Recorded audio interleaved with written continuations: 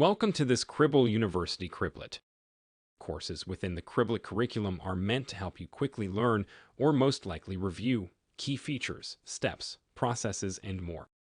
The focus of this particular module is about one of the simplest, yet most important steps within Cribl products: commit and deploy. Let's jump on in and get right to it. The best way to explain commit and deploy is to start with Git. Cribl uses Git to track and deploy changes to the environment. Once you connect to your worker group, you will see the commit and deploy buttons. Sometimes these buttons will be one button labeled commit and deploy. The commit button runs the git add command to tell Git that there are new files to add. Next, the system will run the git commit command to push those changes to the leader's local repository. But that's only half of what's needed. Up to this point, we've only committed those changes to the leader node. Now we need to deploy those changes to the worker group. That is where the deploy button comes into play. When clicking on the deploy button, the system will send the configuration changes to the workers in the worker group.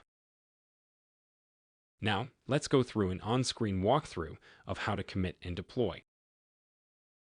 In order to commit and deploy a configuration, we will need to go into a worker group. Let's click on Default Hybrid to access that worker group. You'll find in the top right corner the commit and deploy buttons. Take notice of the red circles containing a number, as this indicates you have items that you have yet to commit and deploy. Let's go ahead and click on the commit button. A dialog box opened, and as you can see, you can add a commit message if needed to describe the changes you are making in case someone else needs to know what's being changed. You can also expand this drop-down to view the changes you are committing, or to unselect things you do not want committed at this time.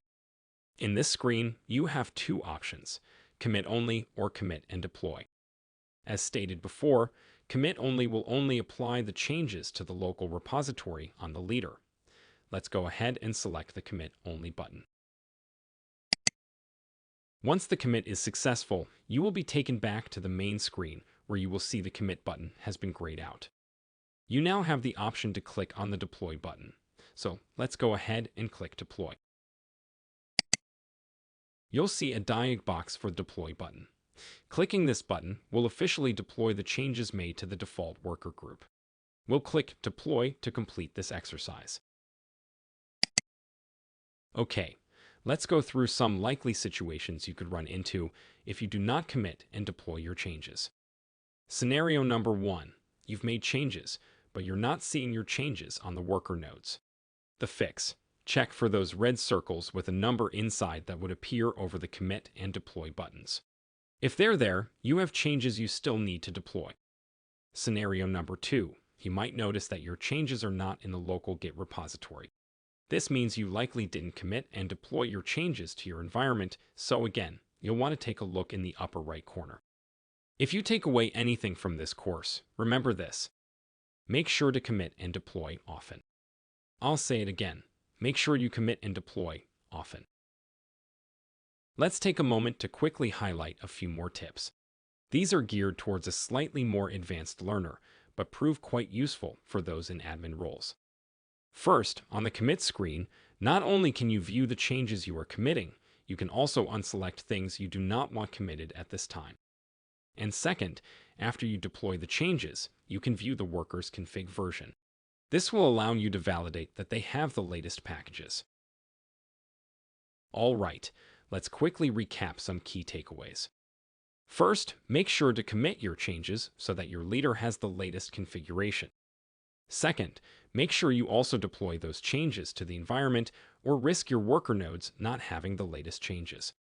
It's not a bad habit to get accustomed to committing and deploying often. And lastly, we've included the always helpful Criblet's Goat Aider, a downloadable and printable cheat sheet, if you will, available in the Resource tab of this course. Well, that wraps this Cribl University Criblet for troubleshooting commit and deploy. Don't hesitate to reach out with any questions, and remember, check out the downloadable Criblet's Goat Aider. Thanks, and have a great one.